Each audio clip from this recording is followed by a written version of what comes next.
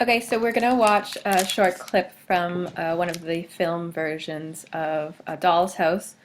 So I want you to think about while you're watching this clip, what are your first impressions of Nora and Helmer?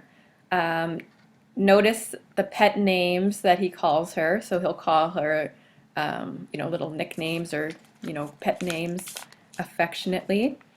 Um, Contemplate why eating the macaroons, she's eating all these little cookies behind her husband's back. Why is that significant? What are they looking forward to in the new year? So can you identify that? Helmer will also describe or talk about why Nora is like her father and talk about how they have inherited or she has inherited certain qualities of her father. And then you should also pay attention and note how this Christmas was different than last year's Christmas. Okay, so we'll discuss those questions after watching this clip.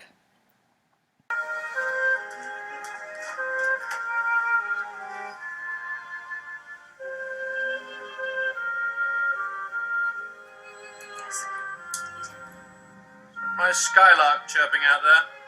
Yes, it is. Is it the squirrel rummaging about? Yes.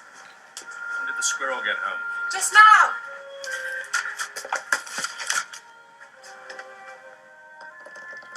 Come out here, Torvald. See what I've bought. Don't disturb me. Did you say bought? All that. Has the little spending bird been throwing money away again? Yes. But surely this year we can let ourselves go just a little bit, can't we, Torvald? It's the first Christmas we haven't had to save. No, we can't be extravagant. Oh, yes, Tor, just a little bit, can't we? Now that you're getting a big salary, you're going to be earning lots and lots of money. Yes, in a new year, but it's going to be 3 whole months before my salary's due. Oh, well, we can borrow some money till then. Supposing I borrowed 1,000 kroner today and you squandered it over Christmas, and then on New Year's Eve a roof tile fell on my head and knocked me out. Shh, don't say such horrible things. Yes, but what if such a thing did happen? What then? Well, if anything as dreadful as that were to happen, it would be all the same to me whether I was in debt or not. Yes, and what about the people I'd borrowed from? Them? Well, who cares about them? They're strangers, aren't they? Marie, you are a typical woman. You know what I feel about this sort of thing. No debts, never borrow. You've held on bravely so far, you and I, Nora, and we will go on doing so for the short time that it is still necessary. Yes. As you wish, Torvald.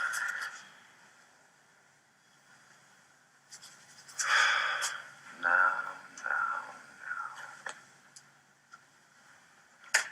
The little songbird mustn't droop her wings. What? Is it the squirrel standing there sulking? Nora, what do you think I've got here?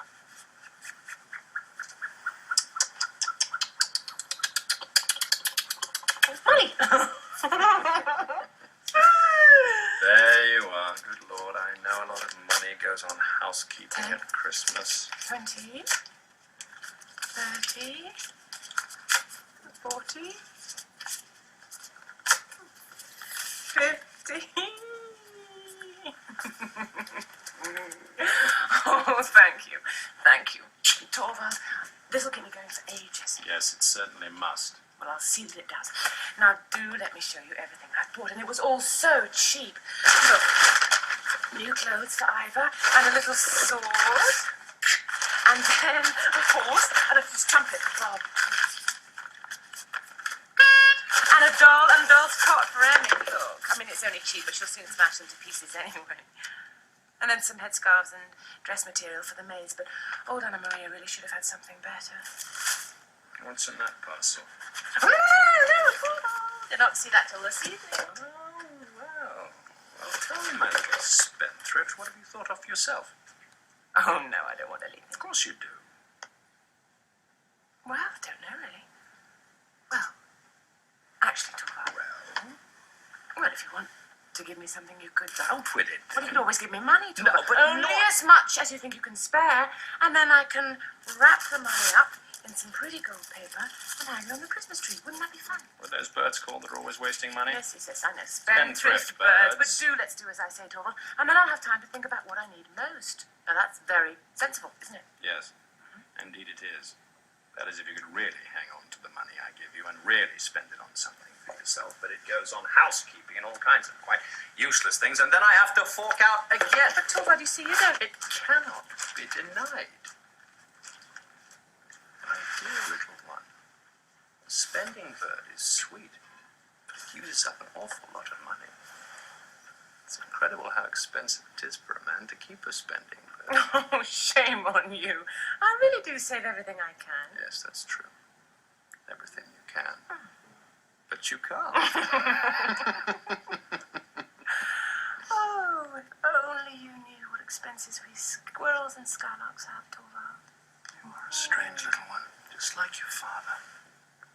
You try to get money from all over the place, and when you've got it, it just sort of slips through your fingers. You never know what you do with it. Oh, I must take you as you are. It's in the blood. Oh, yes, it is, Nora. That sort of thing is hereditary. Oh, I only wish I'd inherited lots of Papa's qualities. I wouldn't want you to be any different from the way you are, my sweet little songbird.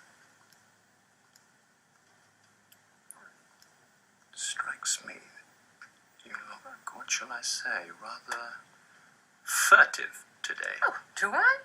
You certainly do. Look me straight in the eye.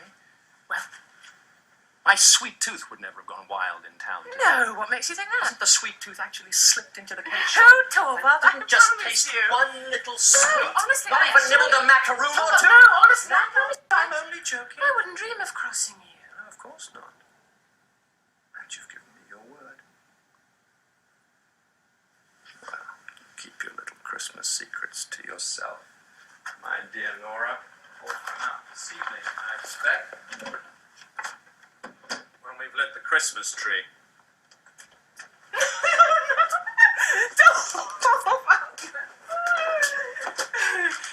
Did you remember to invite Dr. Rang? I'll ask him when he comes this morning. I've ordered some good wine. I can't imagine how much I'm looking forward to this evening. Oh, yes, so am I, Torvald. And look, the children love it. Oh, look like someone's coming. I'm not at What a home to bore. visitors, remember that.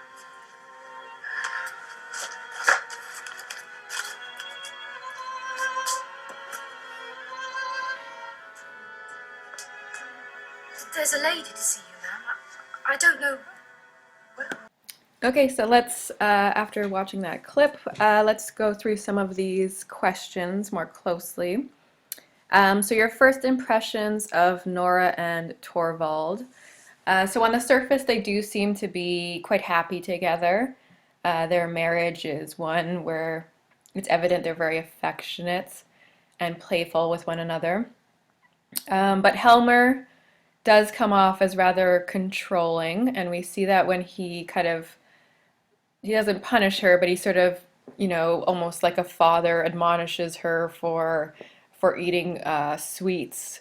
So he's even controlling little things, obviously he's controlling the money in this scene, giving her, sort of doling out an allowance for her household expenses. And then he's also, banned any sweets from their house, so she has to sneak behind his back to eat the little macaroon cookies. And Nora comes off as kind of shallow, maybe a little feather-brained, not very intelligent or very in control of her frivolousness. She just spends and spends, and that's sort of what this whole scene is talking about, how she spends a lot of money. She's not very conservative with her spending, and just like her father, she lets money kind of just slip through her fingers. So all of those are our sort of first impressions. They seem to be very, the typical, conventional, stereotypical even husband and wife, where the man seems to have a little bit more authority and the woman is more submissive or passive, being obedient to her husband, at least on the surface.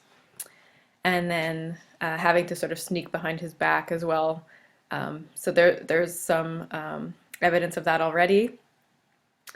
The pet names that Helmer has for Nora are kind of interesting. He calls her bird names, so he often calls her his little skylark is the first bird, but he also calls her a squirrel and a spendthrift, which is another type of bird. So maybe like a squirrel, just because she's kind of hoarding all her possessions, or she's always carrying, a bunch of, or storing away for the future, her food or her objects, her material goods. And a bird is sort of bird-brained. I think that's sort of, it's an affectionate kind of way of saying his wife is maybe a little bit not bright, but in an affectionate way, to call her a skylark, or maybe she's always, flighty, frivolous, kind of bird-like woman. But he means it, I think, in an affectionate way, but we can read into it and what those names, pet names, kind of tell us about their relationship. And then the detail about her eating macaroons, we've already kind of mentioned it, but it's sort of the first indication that there are maybe secrets, that she's going behind her husband's back and disobeying his orders. So she said she would never, never disobey her husband. And she's following everything he tells her to do, but here she is sort of sneaking sweets, these little macaroon cookies, behind her husband's back and indulging herself in that way, which tells us at least that there is some deception in this marriage. So not everything looks the way on the surface is how that's what's happening behind the scenes. And then you didn't get a very in-depth in that film production, but Nora and Helmer are looking forward to the fact that Helmer is going to have a new job, or at least a boost in his salary. So he's gotten a job, he's a lawyer, but he's gotten a job at a bank. So he's going to be more powerful and have more money in the new year. So they are looking forward to being wealthier and having more stability, financial stability in the new year. But he's not going to get paid for a full 3 months in the new year. So they're still trying to be very thrifty until the time where his paycheck kicks in. And so that's why they're sort of discussing the thriftiness of spending during this Christmas season. And so this Christmas is different than last, just because they have the prospect. They're looking forward to wealth this year. Last year they were struggling. So Helmer reminds Nora that for 3 whole weeks beforehand, Nora shut herself up making flowers for the Christmas tree because they didn't have enough money to buy, decorations. And she tried to surprise her family by having the tree all decorated and working really hard behind the scenes to pull everything together on a very tight budget. And Helmer says it was a very boring Christmas, and she had put all her effort and work into it. And she said she wasn't the least bit bored, but he found it very boring, and it wasn't a very good Christmas for Helmer. But at the same time, Nora felt very sort of proud of her, creative way to tie together Christmas without a large budget. And then how is Nora just like her father? Well, it has again to do with Nora's handling of money. So her husband says to her, "What a funny little one you are, just like your father, always on the lookout for money, wherever you can lay your hands on it. But as soon as you've got it, it just seems to slip through your fingers. You never seem to know what you've done with it." And then he says, "One must accept you as you are. It's in the blood." Oh, yes, it is, Nora. That sort of thing is hereditary. So that question of family inheritance, or how personality traits or behaviors are hereditary, becomes evident in that quotation. And Nora seems to be just like her father, at least in Helmer's mind, in the fact that she's not very good at handling her finances or money. She spends it a lot. And he's the one in control of the money, though. He's the one doling out her allowance. And the other issue with money was the fact that he's against borrowing money, right? So